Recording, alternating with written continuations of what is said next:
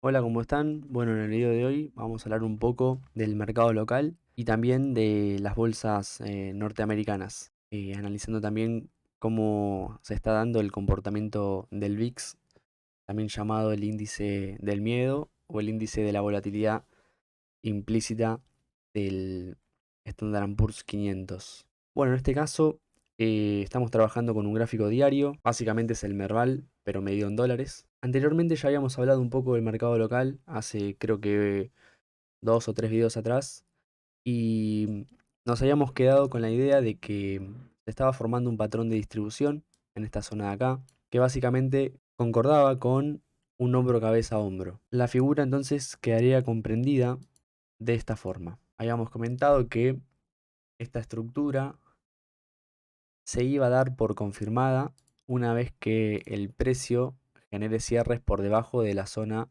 de su neckline, ¿bien? Que abarcaba esta zona de acá, que concuerda con los 2050 puntos. Vemos cómo el precio no solo logra cierres por debajo, sino que después comienza su desarrollo bajista. El objetivo de esta figura básicamente concuerda con la zona de puntos de los 1664, que casualmente implican un retroceso del 38% de Fibonacci de toda esta subida alcista. Podríamos considerar que estamos en una corrección bastante sana después de este gran impulso que vemos acá. De corto plazo, el precio se estuvo manejando en un rango lateral, con zonas de resistencias y zonas de soportes claramente marcadas. Y hace aproximadamente unas semanas atrás, específicamente el 27 de febrero, logró romper la zona de soportes, iniciando y generando nuevos mínimos a la baja. Si nosotros medíamos esta amplitud de movimiento, podríamos considerar que el escenario probable a alcanzar justamente concuerda con esta zona que tenemos acá. Bien, que es la zona del 38% de Fibonacci y la zona también que corresponde con esta gran distribución del precio. Es interesante ver quizás cómo actúa en esta zona pivote, en esta zona de resistencias. En el caso de que logre cierres por encima de los 1889 puntos, lo más probable es que vaya a buscar la otra zona pivote que justamente concuerda con la zona de los 2000 puntos aproximadamente. Es importante remarcar que actualmente, de corto plazo, la tendencia se está desarrollando en una tendencia bajista. Todavía no vemos ningún tipo de señal de vuelta, de cambio de tendencia, ¿bien? Para que eso suceda en el corto plazo, tenemos que empezar a ver máximos mayores al anterior y una generación de mínimos también mayores al anterior. Desde el lado de los indicadores, vemos que tenemos un RSI con una clara tendencia bajista también. Por lo tanto, es muy importante vigilar cómo actúa en esta zona de acá, si logra o no romper esta tendencia bajista. También vemos que lo encontramos en la parte, la zona de los 30-40 puntos aproximadamente, que justamente concuerda con la zona de la sobreventa. Y por el lado del MACD, vemos un MACD por debajo de la línea cero, descomprimiendo muchísimo, por lo cual esto es bastante positivo porque están, por así decirlo, reseteando los indicadores para que pueda seguir la tendencia de base. Bien, la tendencia de base, como dijimos, es claramente alcista, por lo tanto, esto no es más que una corrección dentro de un proceso alcista. Por lo tanto, es muy importante vigilar esta zona de los indicadores, en la zona de los 50 puntos por el lado del RSI, y seguir muy de cerca el MACD para ver en qué momento nos empieza a mostrar algunas tendencias, eh, o mejor dicho, algunas indicaciones de posibles cambios en la lógica de precios. Bueno, y por el lado del Standard Poor's, vemos como el precio viene corrigiendo desde la zona de máximos aproximadamente un 10%, bien, una corrección bastante fuerte. De hecho, en términos estadísticos, esto sucede 1 o 2 veces por año, por lo tanto es una corrección bastante significativa. No solo eso, sino que también se encuentra rompiendo una zona pivote bastante importante, que creo que en el video anterior lo habíamos remarcado, que justamente es la zona de los 5726 puntos y los 5.654 que concuerda con esta zona de resistencias y esta zona de pivotes.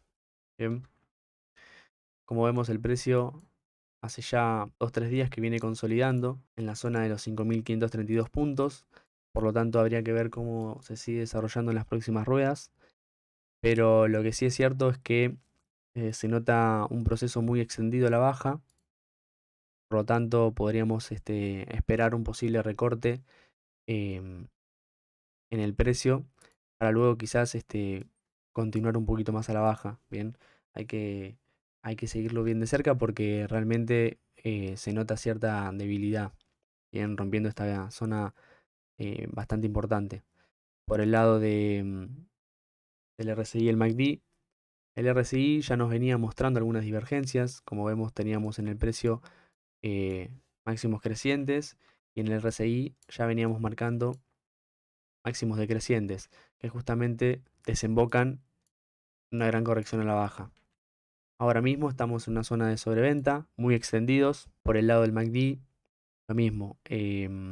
Por debajo de la línea cero, un histograma creciente, lo que confirma momentum a la baja. Por lo tanto, no hay nada positivo, ¿bien? Quizás podemos tener algún rebote por la sobreventa que hay debido a este gran sell-off que hubo y ir nuevamente a probar esta zona de acá. Sin embargo, como rompimos una gran zona, el sentimiento que hay en el mercado es un sentimiento bajista. Por lo tanto, para que ese sentimiento no exista más, es necesario, por supuesto, que haya muestras de fortaleza por el lado de la demanda. Bueno, el VIX ya nos estaba mostrando algunas señales de que iban a haber grandes volatilidades en el mercado. Esto lo vemos porque estaba generando mínimos crecientes, por lo tanto la volatilidad en el corto plazo se veía incrementando. Actualmente estamos en una zona de los 28 puntos, que esta zona siempre actuó bastante bien para generar pisos de mercado a lo largo de la historia, ¿bien? Como vemos tenemos siempre múltiples contactos y si lo analizamos en conjunto con el gráfico del Standard Poor's, vamos a ver que siempre coordinó con zonas de reversiones para el precio, para que luego continúe su tendencia alcista de corto plazo. Por lo tanto, hay que vigilar muy de cerca el VIX, ver cómo se comporta. Si la volatilidad esperada para los próximos días para el Standard Poor's sigue cayendo, es muy probable que el piso eh, ya se haya encontrado y luego el Standard Poor's podía estar generando nuevos precios al alza. En este caso también lo que tengo acá generado es este gráfico que tiene que ver con la volatilidad a plazos del Standard Poor's y vemos que nos encontramos con una curva eh, negativa. ¿Por qué negativa? Porque los plazos más de corto plazo están por encima que los plazos a largo plazo. Y esto básicamente lo que indica es mayor incertidumbre en el corto plazo. La lógica tendría que ser siempre al revés. ¿Por qué? Porque a mayor plazo, mayor incertidumbre. Bien. Pero en este momento, en el mercado se le está asignando una mayor incertidumbre en el presente. Queremos seguir con la hipótesis de que el precio está encontrando una zona de soporte y una zona de vuelta. Tenemos que ver cómo esta volatilidad a plazos empieza a generar lo que sería una curva de tipo contango, ¿bien? Una curva positiva, una curva normal. Además, también al análisis le podemos sumar las volatilidades diarias para las acciones como Apple, Amazon y Google, ¿bien? Como vemos, estamos muy por encima de los 35 puntos, que eso es algo para estas acciones muy elevado, ya que en promedio siempre su volatilidad se encuentra por debajo de la línea verde que concuerda con los 20 puntos. Así que para poder encontrar y considerar que la zona de pisos se está conformando, tenemos que ver cómo esta volatilidad empieza a tender a la baja, tanto del SPX como de las acciones que la componen. Así que bueno amigos, esto fue el video de hoy. Espero que les haya gustado, que les haya servido. En caso de que así sea, les pido que me dejen un me gusta y si lo pueden compartir con algún amigo o algún conocido que le pueda llegar a interesar el tema, siempre es bienvenido. Así que les mando un abrazo y bueno, nos vemos la próxima.